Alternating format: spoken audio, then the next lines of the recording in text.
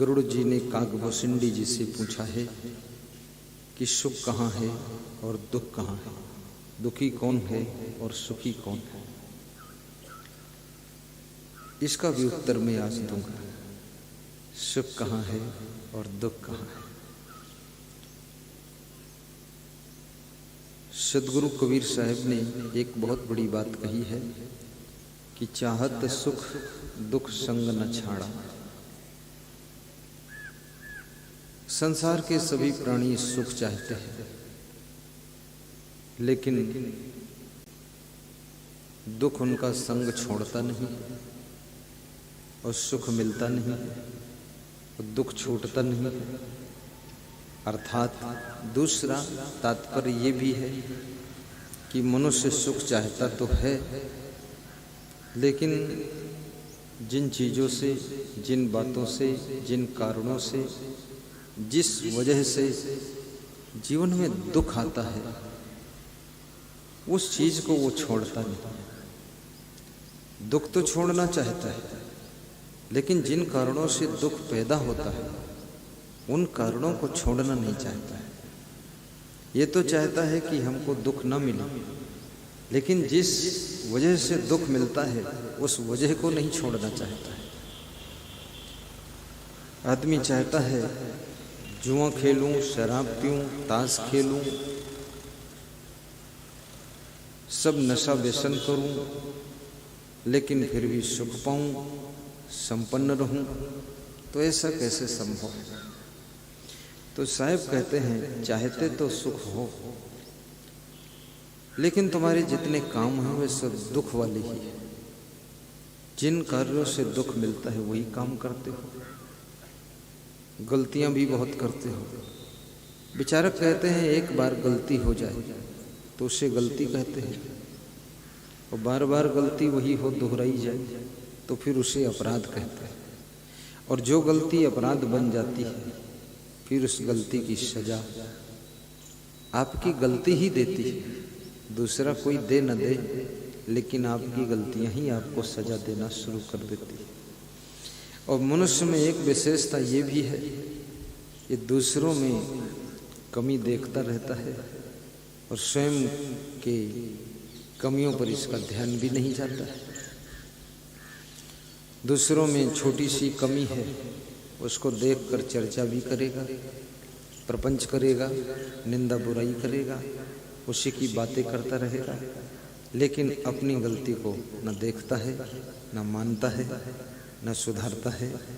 और कोई दूसरा बता दे तो उससे नाराज भी हो जाता है, फिर उससे गठान बांध लेता है मन में कि मेरी गलती बताते हैं, मैं तुम्हारी गलती निकालूंगा। अपनी गलती को दूर करना साधना बताया गया है। और गलतियां आपको कमजोर करती हैं, गलतियां आपके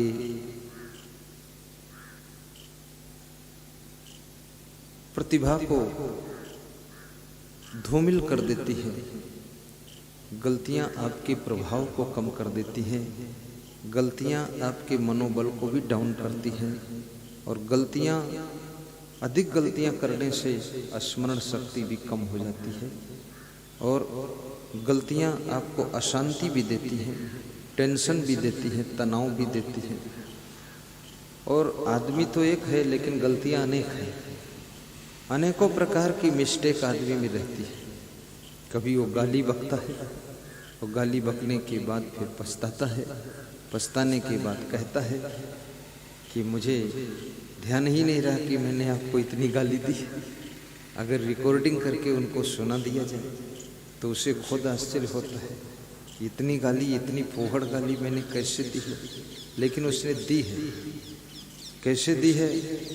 क्योंकि जब मनुष्य को क्रोध आता है, गुस्सा आता है, जोश आता है, या उसकी कामनाओं में बाधा पड़ती है, तब वो गालियां बकता है।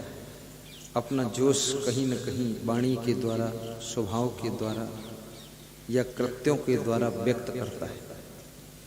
लेकिन ये याद रखना, जोश तो दुनिया में बहुत लोगों को आता है, लेकिन जिस जोश में होश नहीं है वो जोश तुमको बेहोश कर देगा। उस जोश का रिजल्ट बहुत खराब होगा। इसलिए बिना होश का जोश आपका बहुत बड़ा नुकसान करता है। कितने लोगों ने गुस्सा के कारण अपनी जिंदगी के अमूल्य क्षणों को व्यर्थ में खोया है। माँ बाप से नाराज हो गए, बड़ौदा भाग गए, अहमदाबाद भाग गए, वहाँ भटक रहे हैं। सबको फ़ोन करते हैं, माँ बाप को फ़ोन नहीं करते।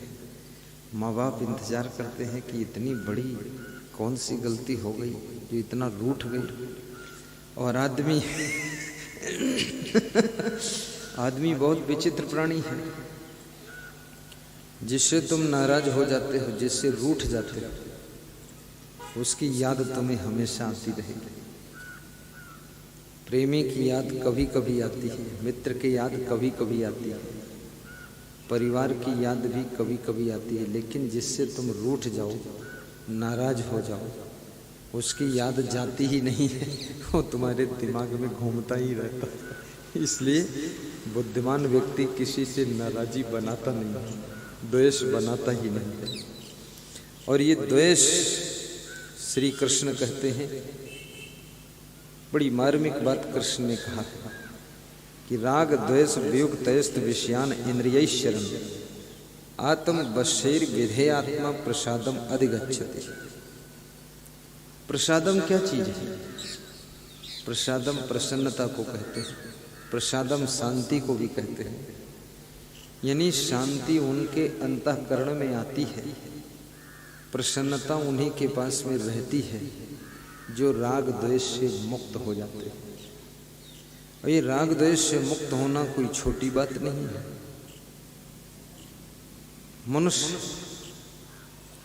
मध्यम जीवन जीता ही नहीं, या तो किसी के राग में डूब जाएगा, या तो किसी से द्वेष करेगा। एक सासू है, उसके 2 बहुएं हैं, 2 बेटे हैं। एक बहू से वो ज्यादा प्रेम करती है, दूसरी से कम करती है।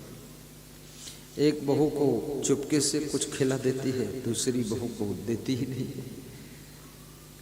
अब दोनों बहुएं सोच रही हैं, एक बहू सोचती है कि मैंने अपने सासू को आकर्षण में ले लिया है, अब मेरे लिए ही सब कुछ करती है, अच्छा है। उसने सासू को मोटिवेट कर लिया अपनी तरफ। लेकिन दूसरी बहू दुखी है कि सासू तो मेरी तरफ ध्यान ही नहीं देती। अब जो दुखी है वो बद्दुआएं दे रही है, वो ये कह रही है कि सासू कब मरेगी, और जो सासू से खुश है वो कहती सासू बहुत लंबा जीवन जिए तो अच्छा है। अब वे दोनों बहुएं सासू को सासू मानती हैं और सासू के लिए बहू बनकर आई है, लेकिन सासू उनके साथ में भेद रख रही है। अब वे बहू दुखी हो रही है। इसलिए कहते हैं कि जो सुखी रहना चाहते हैं तो किसी से जितना प्रेम मिले उसी में खुश रहो, और जो प्रेम कम मिले तो भी खुश रहो। अपने अंदर चाहत भी मत रखो कि हमसे इतना प्रेम दे, और जिससे तुम बहुत प्रेम चाहते हो तो वो प्रेम दे न दे, लेकिन तुम उसको प्रेम देना शुरू कर दो, तो एक न एक दिन उसका मन भी खुश हो जाएगा, वो भी तुमको प्रेम देना शुरू कर देगा।